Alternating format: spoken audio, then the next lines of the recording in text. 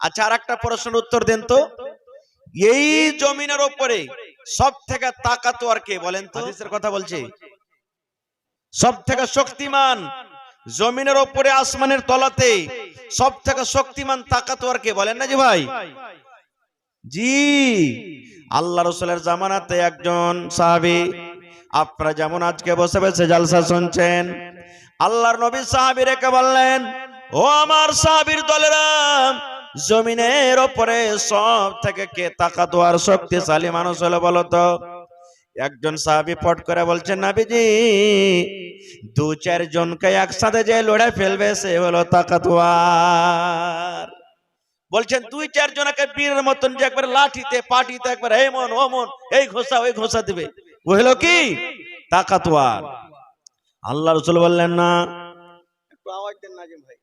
আল্লাহ রাসূল বললেন না রে বাবা না, ও তাকাতোয়ার নয় রে বাবা, জমিনের উপরে আকাশের তলাতে ওই লোকটা হলো সব থেকে শক্তিমান, ওই লোকটা হলো সব থেকে তাকাতোয়ার।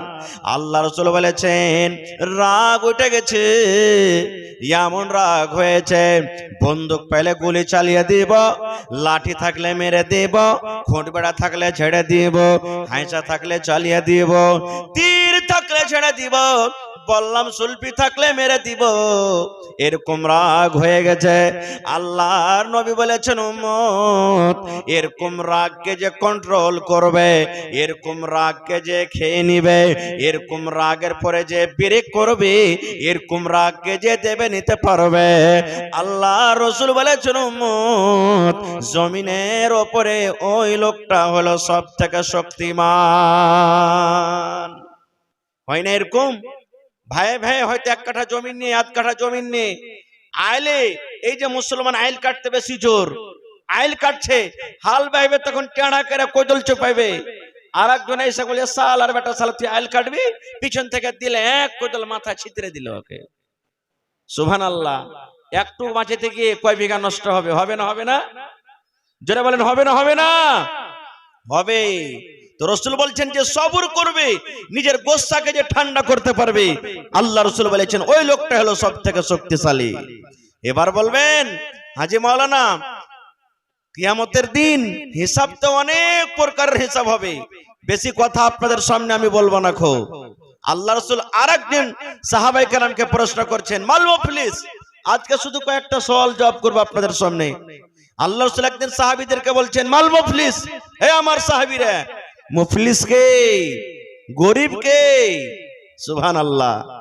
এবার সাহাবায়ে কেরাম বললেন, ইয়া রাসূলুল্লাহি লা দিরহামা ওয়ালা দিরহামা, যার কাছে টাকা নাই, যার কাছে পয়সা নাই গো নবীজি, সে হলো গরিব। আমরা গরিব কাকে বলি? যার কাছে টাকা পয়সা নাই। আর এই জামানাটা এমন হয়েছে ভাই, যে যার টাকা নাই পয়সা নাই ওর কোনো ইজ্জত সম্মানও নাই, আছে না নাই?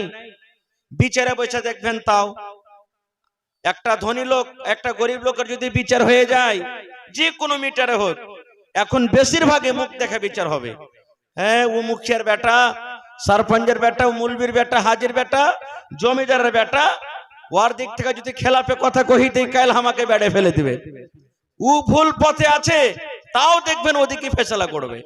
আর একটা গরিব, এই যে টাকা ছেড়েতে পারলে না, কান্দে কান্দে কান্দে কত কোন রকম লোকজনকে জমা করেছে, কিন্তু গরিব টাকা দিতে পারলে না, মাল নাই, যার কারণে বিচারি হেরিয়েছে।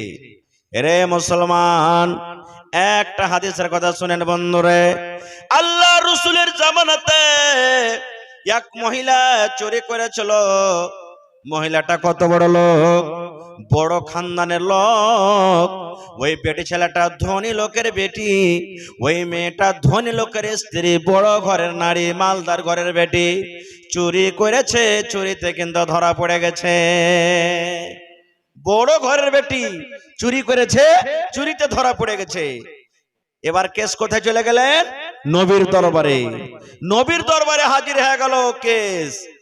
হুজুর, ওই উমুক খানদান যা আছে গ্রামের ভিতরে, বড় লোক, বড় খানদান, ওয়ারকে বেটি চুরি করেছে আর ধরা পড়ে গেছে। এবার শরীয়তের ফয়সালা কি? চুরি করতে গেলে কি কাটা পড়বে ভাই? জোরে বলেন। হাত কাটা পড়বে।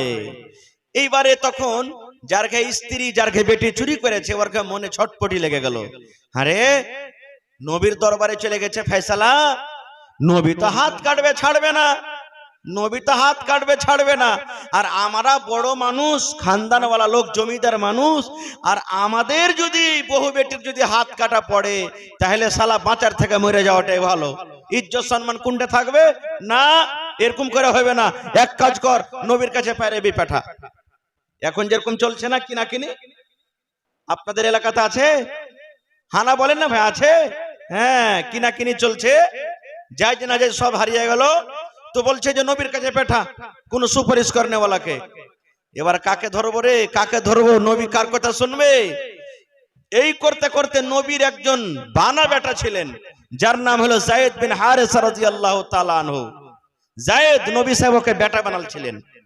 এবার বলছেন যে নবী সাহেব ওকে খুবই ভালোবাসেন যায়েদকে, তো যায়েদ কি পাঠাও সুপারিশ করতে, আল্লাহ রাসূলকে যদি বলেন তো মনে হয় কথাটা মেনে নেবে। এবার ওর খানদানের লোক সবটি এসে যায়েদকে বলছেন, যায়েদ একটা কাজ করতে পারবে? বলছে কি? বলছে আরে আমাদের খানদানের মেয়ে ছেলেরা চুরি করে ধরা পড়েছে, নবীর দরবারে কেস চলে গেছে, নবী হাত কেটে দিবেন, ফয়সালা হলো শরীয়তের এটা। তো একটা কাজ করো না, কোন রকম বিচারটাকে একটু দুই দিক করে পাল্টে সাল্টে নবী সাহেবকে বলে শেষ করে দাও, যাতে হাতটা কাটা না পড়ে। যায়েদ রাদিয়াল্লাহু তাআলা বলছেন ঠিক আছে দেখি যা আল্লাহ রাসূল শুনছেন কিনা। এবার চলে গেলেন, যাওয়ার পর বলছেন আল্লাহ রাসূল একটা কথা বলবো। আল্লাহ রাসূল বলছেন কি কথা বলবে যায়েদ তুমি? বলছে বলবো তো একটু লজ্জা লাগছে, কেমন করে বলবো? বলো খ্যাপা, কি কথা বলবে তুমি বলো।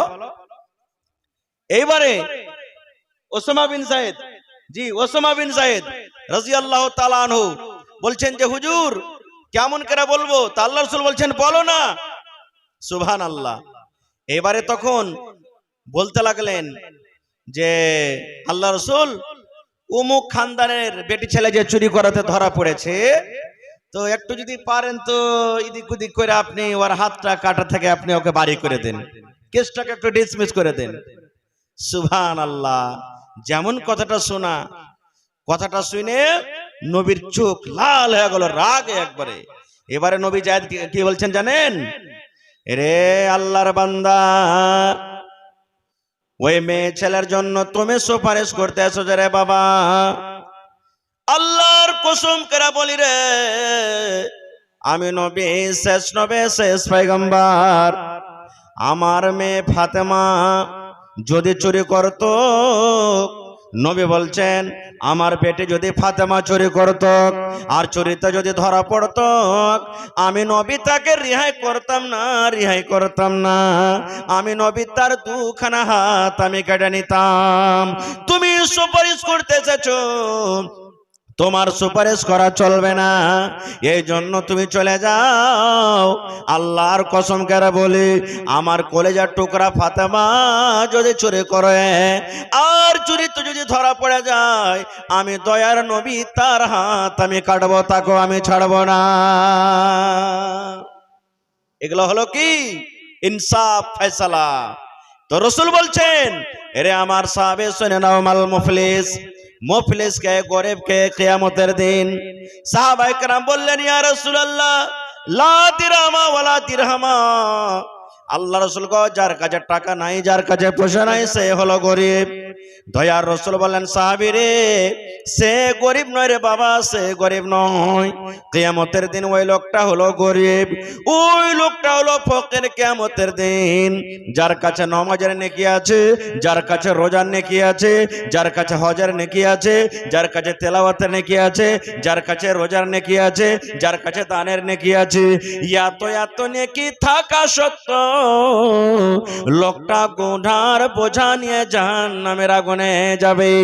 একদিকে নামাজ পড়েছে, নামাজের নেকি আছে, একদিকে হজ করেছে, হজের নেকি আছে, একদিকে রোজা করেছে, রোজার নেকি আছে, একদিকে তেলাওয়াত করেছে, তেলাওয়াতের নেকি আছে, একদিকে দান করেছে, দানের নেকি আছে। এত নেকি থাকা সত্ত্বেও ওই লোকটা কিয়ামতের দিন গুনার বোঝা, গুনার পাড় নিয়ে জাহান্নামের আগুনে যাবে। রাসূল বলছেন কিয়ামতের দিন এটা হলো সব থেকে গরিব, এটা হলো সব থেকে ফকির, ইয়ার থেকে গরিব কিয়ামতের দিন আর কেউ হবে না। সাহাবায়ে কেরাম বললেন, ইয়া রাসূলুল্লাহ, কেমন কথা বলছেন গো নবীজি? একটা লোক নামাজ পড়বে, নামাজের নেকি আছে। একটা লোক রোজা রাখবে, রোজার নেকি আছে। একটা লোক তেলাওয়াত করবে, তেলাওয়াতের নেকি আছে। একটা লোক দান করেছে, দানের নেকি আছে। এত এত নেকি থাকা সত্ত্বেও লোকটা কেমন করে জাহান্নামের আগুনে যাবে? লোকটা কেন জাহান্নামে যাবে? লোকটা কোন কারণে জাহান্নামের আগুনে যাবে? একটু দয়া করে বলে দেন। এবার দয়ার রাসূল বলেন, সাহাবীরে, লোকটা কেন জাহান্নামের আগুনে যাবে রে বাবা? তাইলে শুনে নাও। আল্লাহ রাসূল বললেন, ও আমার উম্মতের দল, একটা লোক নামাজ পড়েছে, নামাজ পড়ার জানি কি হয় আল্লাহ তাকে দান করেছেন, কিন্তু ওই নামাজি লোকটার মুখ দিয়ে কোনোদিন ভালো কথা বের হতো না। লোকের পরে জুলুম করত, লোকের পরে অত্যাচার করত, লোকের আইল দাবিয়ে খেয়ে নিত। এবার যার আইল দাবিয়ে খাইত, যে লোকটার পরে জুলুম হইত, তার সাথে লড়তে পারত না, তার সাথে ঝগড়া করতে পারত না। এবারে ওই গরিব লোকটা আল্লাহ রাব্বুল আমিনের দরবারে বিচার দিয়ে দিবেন, মাবুদ রে, আমি তার মোকাবিলা করতে পারবো না। আল্লাহ হাজির মোকাবিলা করতে পারবো না, ওই মাওলানার মোকাবিলা করতে পারবো না, আল্লাহ মন্ডলের মোকাবিলা করতে পারবো না, আল্লাহ মুখিয়া সারপঞ্চের মোকাবিলা করতে পারবো না। আল্লাহ তুমি ফয়সালা করনে ওয়ালা, আল্লাহ তুমি ফয়সালা করে দাও। আল্লাহর দরবারে ঘুষ চলবে না, আল্লাহর দরবারে সুপারিশ চলবে না। এক সরিষা পরিমাণ বরাবর আল্লাহ রাব্বুল আলামিনের দরবারে এদিক ওদিক নাই, অন্যায় হবে না।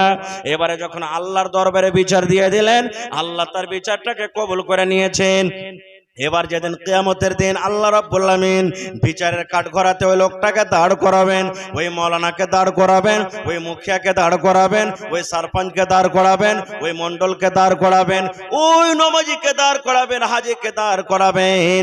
এবার যখন হিসাব কিতাব হয়ে গেল, লোকটা যখন জান্নাতের দিকে হাঁটতে লাগবে, এবার দুনিয়াতে যার পরে জুলুম অত্যাচার করা হয়েছে, ওই লোকটা দৌড়াতে দৌড়াতে দৌড়াতে দৌড়াতে আল্লাহর দরবারে আসবেন, বলবেন, রব্বুল আমিন, আল্লাহ দুনিয়াতে তোমাকে ফয়সালা দিয়েছিলাম, আল্লাহ তুমি আজকে আমাকে ইনসাফ করে দাও, আল্লাহ তুমি ফয়সালা করে দাও, আল্লাহ তুমি বিচার করে দাও। আল্লাহ দুনিয়াতে বিচার করার আমার ক্ষমতা ছিল না, আমাকে কেউ বিচার করে দেয়নি, আল্লাহ তুমি আজকে আমাকে ফয়সালা করে দাও। এবার রব্বুল আলামিন বলবেন, বান্দারে, কি তোমার ফয়সালা? কার কাছে তুমি ফয়সালা নেবে? বলবেন, আল্লাহ যেই লোকটাকে তুমি জান্নাত ঘোষণা করে দিয়েছো, লোকটা জান্নাত যাবে। আল্লাহ ওই লোকটার পরে আমার এইটা হলো বিচার, যে লোকটা দুনিয়া আমাকে গালি দিয়েছিল, দুনিয়াতে আমাকে মেরেছিল, দুনিয়াতে আমার আইল দাবিয়ে খেয়েছিল, দুনিয়াতে আমার পেটের সাথে অন্যায় করেছিল, দুনিয়াতে আল্লাহ আমার উপরে জুলুম অত্যাচার করেছিল। এবার আল্লাহ তাবারক ওয়া তাআলা তখন তার ফয়সালা করতে গিয়ে তাকে জরিমানা করবেন। জরিমানা কি?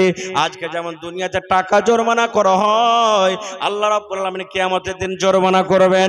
কি জরিমানা করবেন মুসলমান? ওখানে তো টাকা হবে না, ওখানে দিনার হবে না, ওখানে ডলার হবে না, ওখানে কোন রকমের টাকা পয়সা হবে না। এবার আল্লাহ তাকে জরিমানা করবেন। কি জরিমানা? আল্লাহ বলবেন, বান্দারে, তোমার জীবনে যে তুমি নামাজ পড়েছো রে বান্দা, তোমার নামাজের নেকিগুলা তাকে তুমি দিয়ে দাও। আল্লাহ বলবেন, তোমাকে জরিমানা করা হলো, তোমার কাছে তো টাকা নাই, তুমি যে দুনিয়াতে নামাজ পড়েছো, নামাজের নেকিগুলা কিছু একে দিয়ে দাও। হয়ে গেল একটা ফয়সালা। আবার লোকটা জান্নাতের দিকে হাঁটবে। আবার একটা লোক চলে আসবে, আল্লাহ আমার মুরগি মেরে খেয়েছে, আল্লাহ খাসি মেরে খেয়েছে, তুমি ফয়সালা করে দাও। আল্লাহ আবার ওকে জরিমানা করবে। টাকা তো নেই, যা হজের নেকি তুই দিয়ে দে। এই করতে করতে রাসূল বলেছেন, নেকি যা জীবনে করেছিল সব শেষ, কিন্তু দাবেদার শেষ হলো না। দাবেদার দাবা করতে আছে, এবার ফের জরিমানা করা হবে তাকে। আর তো নেকি নাই, নেকি কি দিবে? এবার আল্লাহ রাসূল বলেছেন, উম্মত রে, এবার যে লোকটা দাবা করেছে তাকে বলবে, বান্দারে, তোমার জীবনের গুনাহগুলো তার মাথাতে তুমি চাপিয়ে দাও। তার কাছে নেকি না যে তোমাকে নেকি দেব রে বান্দা, তোমার জীবনের গুনাহগুলো তার মাথাতে চাপিয়ে দাও, তার তোমার জীবনের গুনাহর মাথাতে দিয়ে দাও, আর ঘাড়ে দিয়ে দাও। ওই গুনার বোঝ নিয়ে লোকটা এত নেকি থাকা সত্ত্বেও রাসূল বলেছেন, গুনার বোঝা নিয়ে লোকটা জাহান্নামের ভিতরে চলে যাবেন। এই জন্য রাসূল বলেছেন, সাহাবীরে, কিয়ামতের দিন এই লোকটা হলো সব থেকে মুফলিস, গরিব। ইয়ার থেকে দুনিয়া তার, ইয়ার থেকে কিয়ামত আর কেউ গরিব নয়। আর একটা হাদিস বলে দিই, তারপর ইনশাআল্লাহ আমি চলে যাবো লাইনে। আমরা কোন নবীর উম্মত ভাই? জোরে বলেন। হায় রে আল্লাহ, আমরা কোন নবীর উম্মত? শেষ নবী মুহাম্মদ সাল্লাল্লাহু আলাইহি সাল্লাম। জোরে বলেন, মুহাম্মদ সাল্লাল্লাহু আলাইহি সাল্লাম। কিয়ামত আল্লাহুস সামাদ। আল্লাহ বাচ্চা রাখে, ইনশাআল্লাহ বেশিতে কোনোদিন বলবো, সময় খুব কম। আল্লাহ রাসূল বলেছেন, আল্লাহ রাব্বুল আলামিন কোরআনে বলেন, বান্দারে এক দুই করে তুমি যদি গিনতে লাগো রে বান্দা, কিয়ামতের একটা দিন হবে 50,000 বছরকার সমান। সুবহানাল্লাহ পড়বেন না? কিয়ামতের দিনটা কত বড় হবে? 50,000 বছরকার সমান দিন হবে। মাথার উপরে সূর্য থাকবে, কতখানি উঁচাতে সূর্য থাকবে? ওলামায়ে কেরাম বসে আছেন, জিজ্ঞাসা করবেন। আল্লাহ রাসূল বলেছেন, উম্মত রে, 1 মাইল উঁচাতে সূর্য থাকবে। মাইল কাকে বলা হয়েছে? মুহাদ্দিসিনে কেরাম বলেছেন, মাইল মানে এই যে আমার ভাইরা মায়েরা খালারা সুরমা লাগায় চোখে, এই যে সুরমাতে ডাঁটি খান যা আছে, খিলখানা আছে, যে জিনিসটাতে সুরমা লাগায় ওকে মাইল বলা হয়েছে। কিংবা দুনিয়ার নাপ যে আছে, একে মাইল বলা হয়েছে। আল্লাহ রাসূল বলেছেন, উম্মত কিয়ামতের দিন 1 মাইল উঁচাতে সূর্য থাকবে। আজকে ঠান্ডার কারণে আপনি টুপি দিয়ে আছেন, পরনে আপনার জ্যাকেট আছে, ফুল প্যান্ট আছে, পায়ে জুতা মুন্দা আছে। আল্লাহ রাসূল বলেছেন, উম্মত রে, ওই কিয়ামতের দিন তোমার মাথাতে কোনো ছায়া হবে না রে উম্মত। তোমার মাথাতে টুপি হবে না, তোমার মাথাতে মফলার হবে না, তোমার গায়ে কোন রকমের জ্যাকেট হবে না, পায়ে তোমার জুতা মুঞ্জা হবে না। আল্লাহ রাসূল বলেছেন, উম্মত মায়ের পেট থেকে যেমন তুমি এসেছো, তোমার খাতনা করা ছিল না, ওই মতো বিনা খাতনাতে আল্লাহর সামনে তোমাকে দাঁড় হইতে হবে। নর হোক কিংবা নারী হোক, বেটা ছেলে হোক কিংবা বেটি ছেলে হোক, সমস্ত লোককে ন্যাংটা হয়ে উলঙ্গে আল্লাহর সামনে দাঁড় হইতে হবে। যখন কথাটা বলা, আল্লাহ নবীর স্ত্রী মা আয়েশা রাদিয়াল্লাহু তাআলা আনহা মুখখানটাকে লজ্জার কারণে এরকম ভাবে ঘুরিয়ে নিলেন। আর ঘুরিয়ে নেওয়ার পর বলছেন, ইয়া রাসূলুল্লাহ, কেমন কথা বলছেন গো দয়ার নবী? ওখানে বেটা ছেলে আর বেটি ছেলে উলঙ্গ হয়ে থাকবে, নর নারী উলঙ্গ হয়ে থাকবে।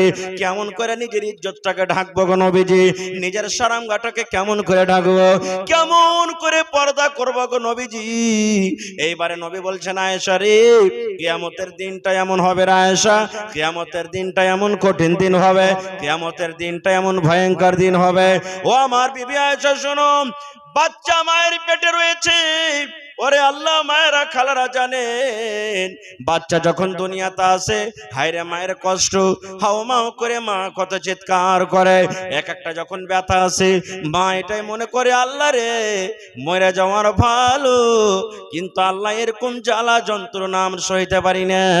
কত মায়েরা খালারা কষ্ট পায় আপনারা জানেন, মায়েরা জানেন। এত কত কষ্ট থাকা সত্ত্বেও রে আল্লাহ, আল্লাহ রাব্বুল আলামিন কোরআনে সূরাতুল হজে বলছেন, দেখবেন এরা দুনিয়ার মানুষ, মা খালাদের সন্তান তো দুনিয়াতে হয়, মায়েরা কষ্ট পান।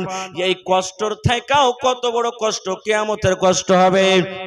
আল্লাহ বলেন, কিয়ামতের ডরে, কিয়ামতের ভয়ে, কিয়ামতের ভয়ে ওই মা খালাদের পেট থেকে কখন বাচ্চা খালাস হয়ে যাবে, ওই মায়েরা জানতে পারবে না যে আমার পেটে বাচ্চা আছে, কে খালাস হয়ে গেছে। এত কঠিন।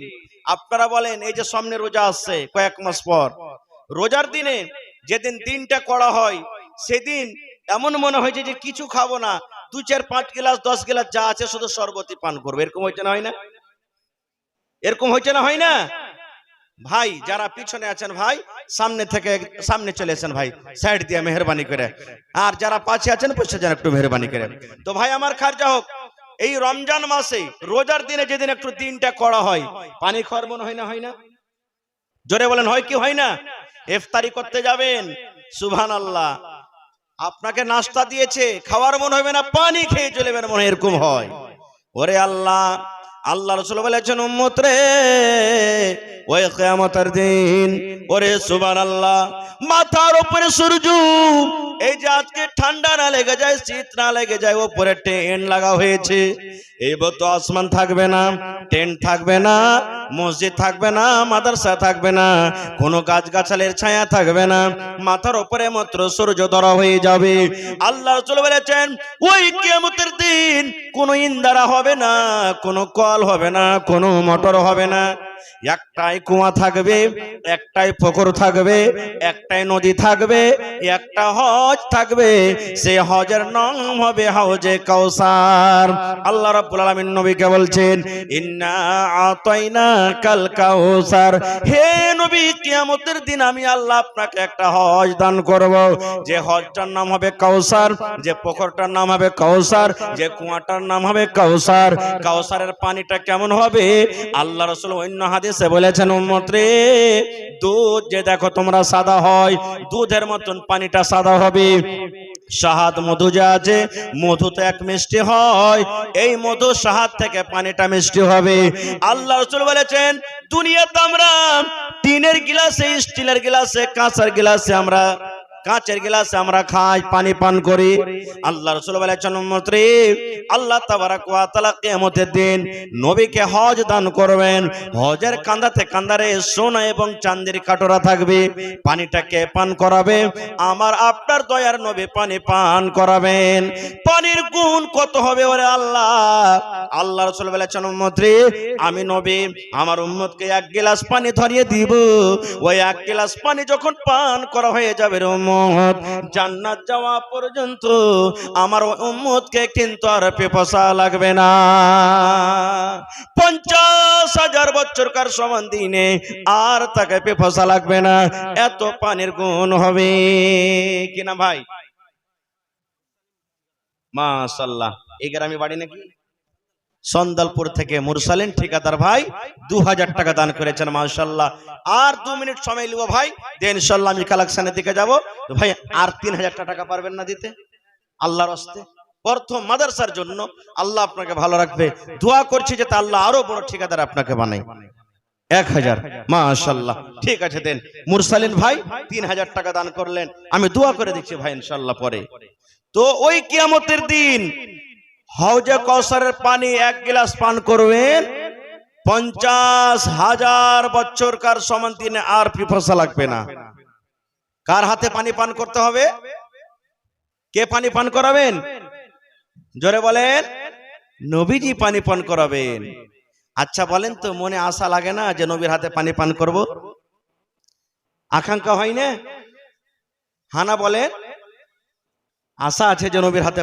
পানি করব আল্লাহ রাসূল একদিন সাহাবীরাকে বলছেন সাহাবীরে যে আমার উম্মত হবে নবী আমি কিয়ামতের দিন তাকে হজে কাউসারের পানি পান করাবো একজন সাহাবী তখন প্রশ্ন করে দিলেন ইয়া রাসূলুল্লাহ কেমন করে আপনি নিজের উম্মতকে চিনতে পারবেন গো নবীজি ওখানে মুসা নবীর উম্মত ওখানে আপনার উম্মত ওখানে ইদ্রিস নবীর উম্মত ওখানে ইউসুফ নবীর উম্মত ওখানে দাউদ নবীর উম্মত ওখানে ইলিয়াস নবীর উম্মত দুনিয়াতে যত নবী এসেছেন সমস্ত নবীর উম্মত এক জায়গাতে জড়ো থাকবেন নবী গো কেমন করে আপনি নিজের উম্মতকে চিনতে পারবেন কেমন করে নিজের উম্মতকে চিনে আপনি ওই কিয়ামতের দিন হজে কাউসারের পানি পান করাবেন হুজুর কেমন করে আপনি নিজের উম্মতকে চিনবেন রাসূল উদাহরণ দিয়েছেন রে আমার সাহাবী শুনো তো একটা লোকের ঘোড়া আছে সমস্ত ঘোড়া হলো কালো ঘোড়ার রং কি জোরে বলে কালো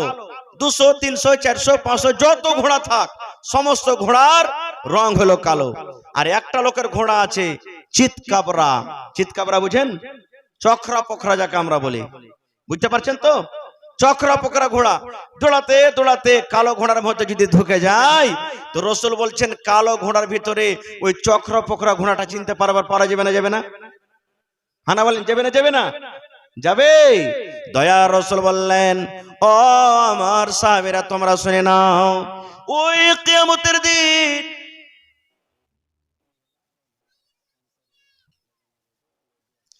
ওই কিয়ামতের দিন বলেছেন উম্মত রে যে আমার উম্মত হবে আমি এরকম ভাবে চিনে নেব কেমন করে চিনব? রাসূল বলেছেন যে আমার উম্মত হবে 5 ওয়াক্ত নামাজ আদায় করবে, 5 ওয়াক্ত নামাজ পড়বেন। আর 5 ওয়াক্ত নামাজ পড়তে গেলে ওযু করতে হবে, বিনা ওযুতে নামাজ হবে না। আল্লাহ রাসূল বলেছেন উম্মত ওযু করতে গেলে হাত ধুইতে হবে, ওযু করতে গেলে চেহারা ধুইতে হবে, ওযু করতে গেলে পা ধুইতে হবে।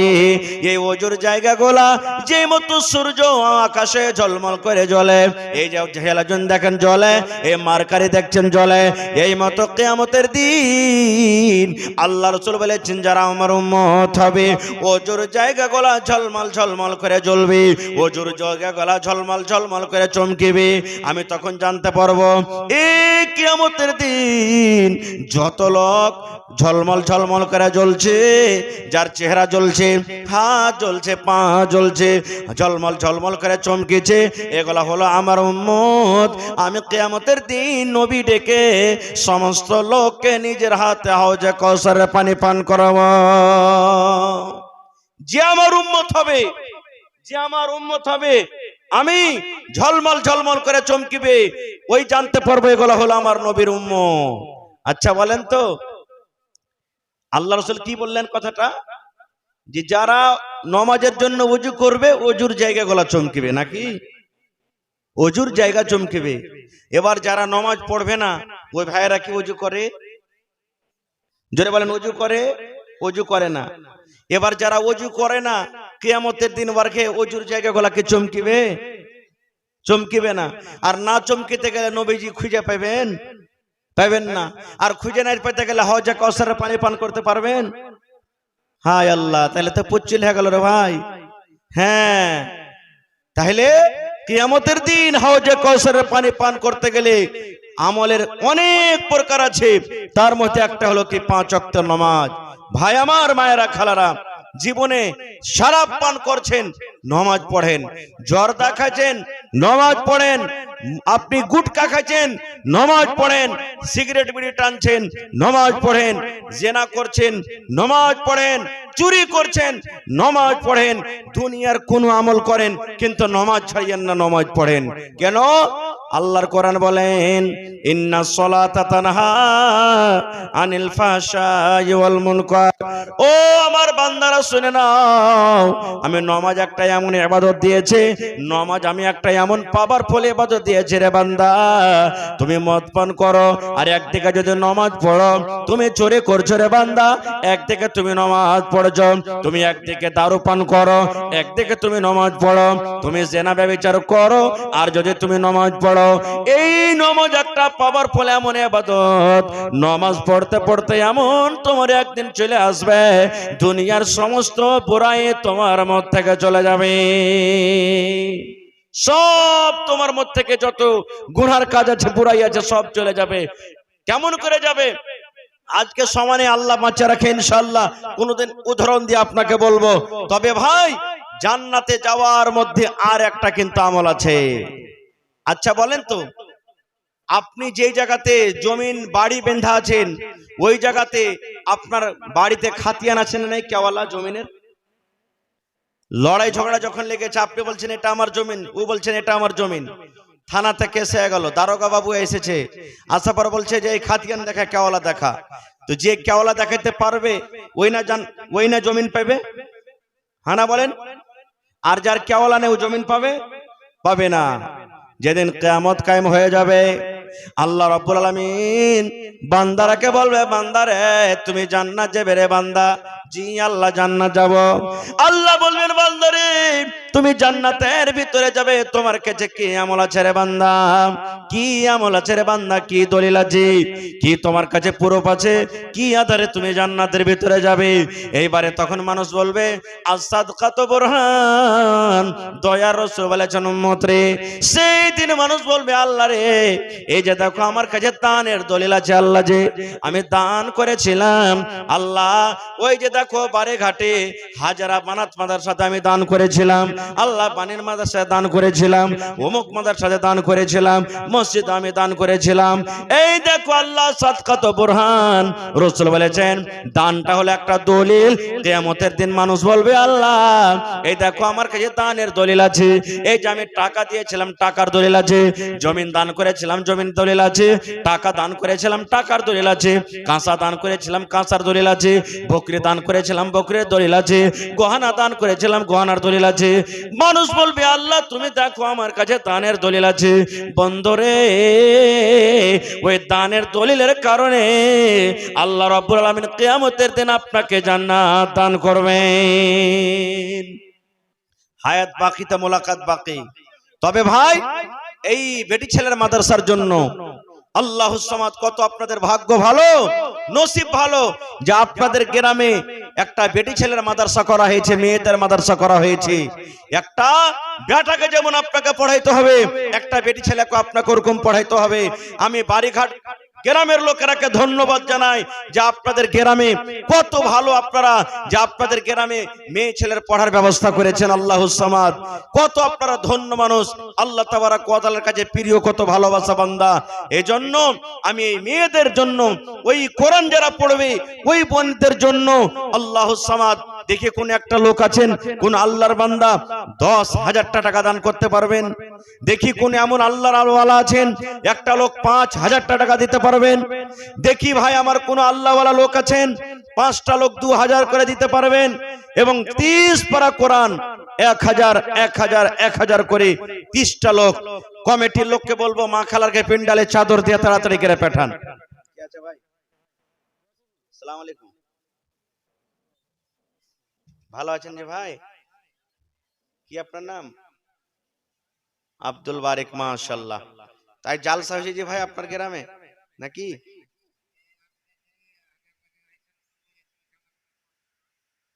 জি,